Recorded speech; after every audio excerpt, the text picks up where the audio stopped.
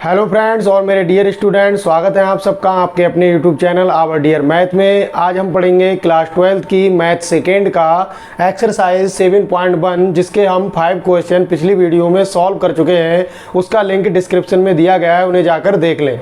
आज हम पढ़ेंगे एक्सरसाइज 7.1 का क्वेश्चन नंबर 6, जिसमें हमें दिया गया है कि निम्नलिखित समाकलनों को ज्ञात कीजिए। हमें समाकलन ज्ञात करना है। पिछले सवालों में हमने हल किया था कि निरीक्षण विधि से किस प्रकार समाकलन ज्ञात किए जाते हैं, और आज हम समाकलन ज्ञात करेंगे जो कि हमने सबसे पहली वीडियो में फार्मूले बताए थे, उन्हीं के आधार पर। तो चलिए क्वेश्चन नंबर 6 को सॉल्व करते हैं। क्वेश्चन नंबर 6 हमारे पास दिया गया है समाकलन 4e⁻3x + 1 × dx। यहाँ पर दो हमारे फंक्शन दिए गए हैं, 4e⁻3x और दूसरा फंक्शन है हमारे पास 1। इसका हमें समाकलन इंटीग्रेशन ज्ञात करना है, इसलिए हम इसको दो भागों में विभाजित कर लेंगे। अगर बीच में प्लस या माइनस है तो उसको उतने ही पार्टों में बांट दिया जाता है। तो हम सबसे पहला पार्ट लिख लेंगे समाकलन इंटीग्रेशन 4e⁻3x × dx, और प्लस का प्लस और फिर इंटीग्रेशन हो जाएगा 1 × dx। क्योंकि बीच में प्लस था, दो फंक्शन, तो दोनों फंक्शनों को हमने अलग अलग लिख दिया। अब यहां पर 4 हमारा समाकलनहीन राशि है, अतः 4 हमारा बाहर आ जाएगा और हो जाएगा समाकलन e⁻3x × dx प्लस समाकलन 1 × dx। इसको वैसे ही रहने देंगे।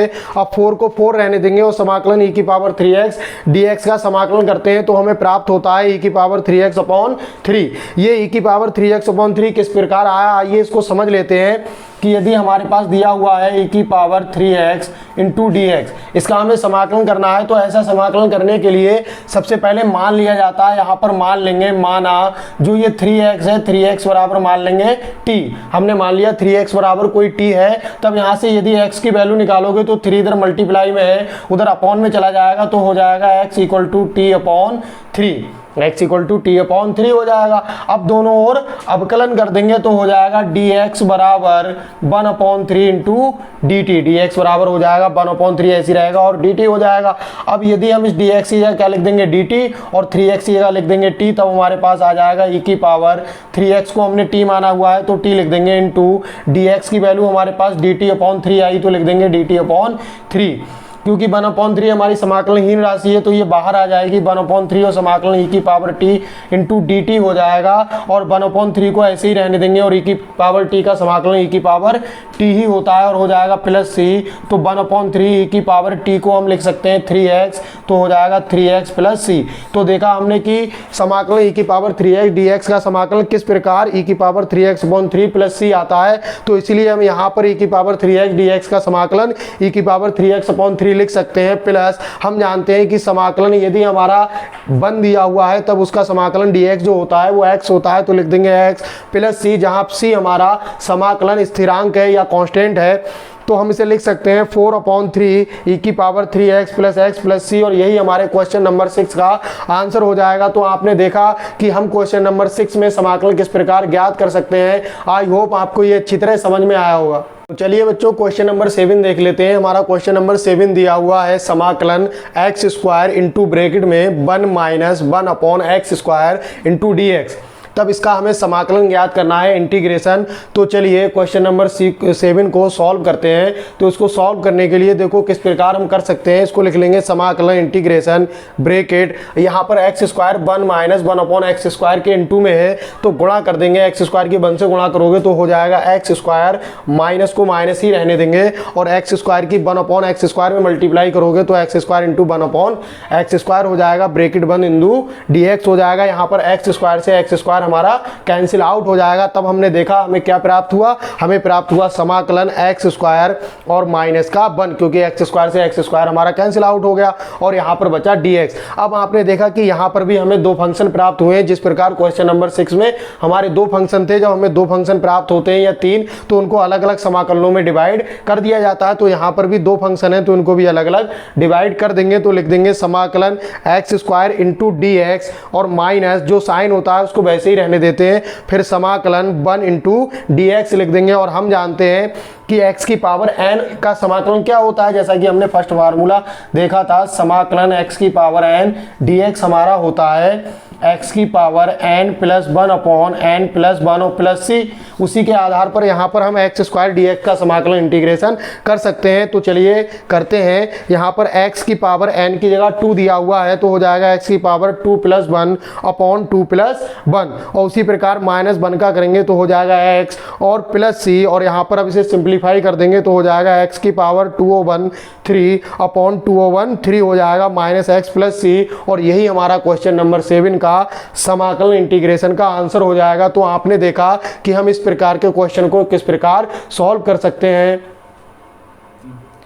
आइए बच्चों अब क्वेश्चन नंबर 8 देख लेते हैं। क्वेश्चन नंबर 8 हमारा दिया गया है समाकलन इंटीग्रेशन इनटू में a x square plus b x plus c into d x. जैसा कि यहाँ पर हमने देखा ए एक्स स्क्वायर के बाद प्लस लगा हुआ है और बी एक्स के बाद भी प्लस और सी इंटू डी एक्स। तो यहाँ पर हमारे 1 2 3 हमारे फंक्शन अर्थात 3 फलन दिए गए हैं और उन तीनों फंक्शनों का हमें समाकलन इंटीग्रेशन ज्ञात करना है। तो जैसा कि हमने 7 और 6 क्वेश्चन में देखा था कि जब जब हमारे 2 फंक्शन आए थे हमने उनको अलग अलग डिवाइड करके इंटीग्रेशन समाकलन ज्ञात किया। यहाँ पर हमारे 3 फंक्शन दिए गए हैं तो इनको भी हम 3 भागों में विभाजित कर देंगे। तो चलिए सॉल्व करते हैं। तो हम लिख देंगे समाकलन integration a x square into d x, और प्लस को प्लस ही रहने देंगे, फिर समाकलन integration b x into d x हो जाएगा, और प्लस सी को सी ही रहने देंगे, समाकलन इंटीग्रेशन डी एक्स हो जाएगा। तो हमने यहाँ पर समाकलन को 3 भागों में विभाजित कर दिया क्योंकि हमारे 3 फंक्शन यहाँ पर दिए गए थे। अब आगे हम देखते हैं कि ए और बी और सी जो है हमारा समाकलनहीन राशि है, इनका समाकलन नहीं किया जा सकता, तो हम इनको बाहर ले लेंगे। तो ए हमारा बाहर आ जाएगा, हो जाएगा समाकलन x square into d x, plus उसी प्रकार बी जो है वो भी हमारा बाहर आ जाएगा क्योंकि वो भी हमारा समाकलनहीन राशि है। समाकलनहीन का अर्थ होता है कि जिसका समाकलन ना किया जा सके, इसलिए बी भी हमारा बाहर आ जाएगा, हो जाएगा समाकलन एक्स इंटू डी एक्स, और प्लस सी को बाहर ले लेंगे क्योंकि यहाँ पर कोई भी हमारा अंक नहीं है, इसलिए यहाँ पर 1 मान सकते हैं। सी की 1 से गुणा करोगे सी ही रहेगा, इंटू लिख सकते हैं डी एक्स। तब हमने देखा ए, अब एक्स स्क्वायर डी एक्स का समाकलन करते हैं। तो जैसा कि हमने क्वेश्चन नंबर 7 में भी एक्स स्क्वायर डी एक्स का समाकलन किया था, समाकलन एक्स की पावर n के अकॉर्डिंग। हमारा जो फार्मूला होता है, फार्मूला नंबर 1 समाकलन इंटीग्रेशन का एक्स की power n into d x बराबर होता है एक्स की power n plus 1 upon n plus 1 के।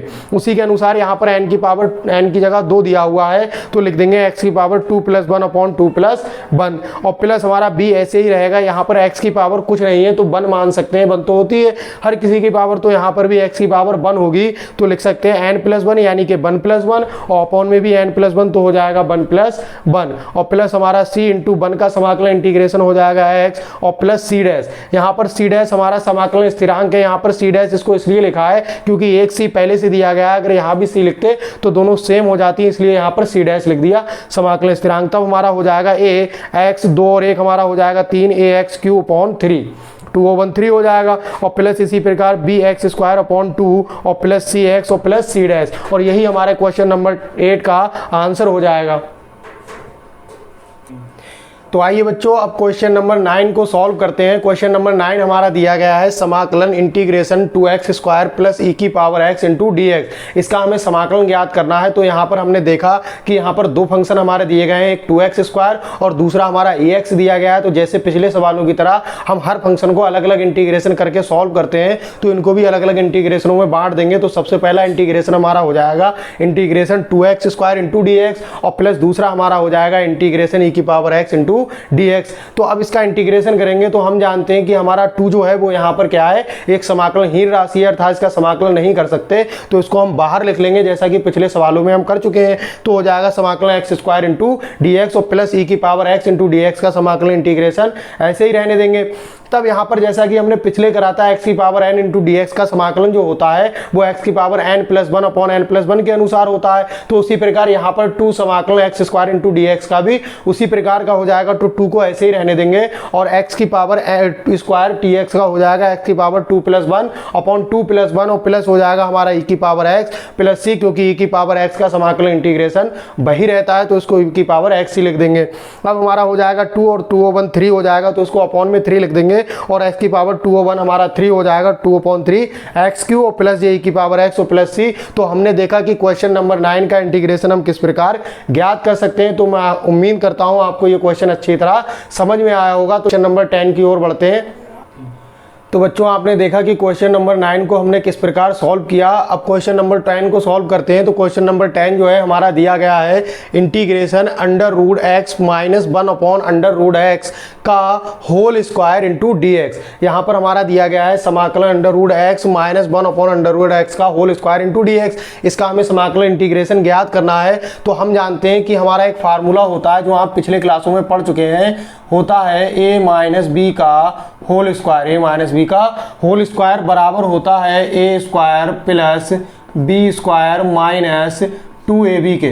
एक हमारा सूत्र होता है a माइनस बी का होल स्क्वायर बराबर होता है a square plus B square minus 2ab के। इस फार्मूले का ही यहाँ पर यूज़ करना है क्योंकि हमारा under root x minus 1 upon under root x का होल स्क्वायर दिया गया है। a की जगह पर रूट एक्स दिया हुआ है और b की जगह पे 1 अपॉन अंडर रूट एक्स। तो इसी फार्मूले के अनुसार इसको खोल देंगे तो हो जाएगा अंडर रूट एक्स का होल स्क्वायर a का स्क्वायर प्लस b का स्क्वायर यानी 1 अपॉन अंडर रूट एक्स का होल स्क्वायर माइनस 2ab यानी कि माइनस 2 a की जगह under root X into b की जगह 1 upon under root X bracket बंद 2 लिख देंगे डी एक्स।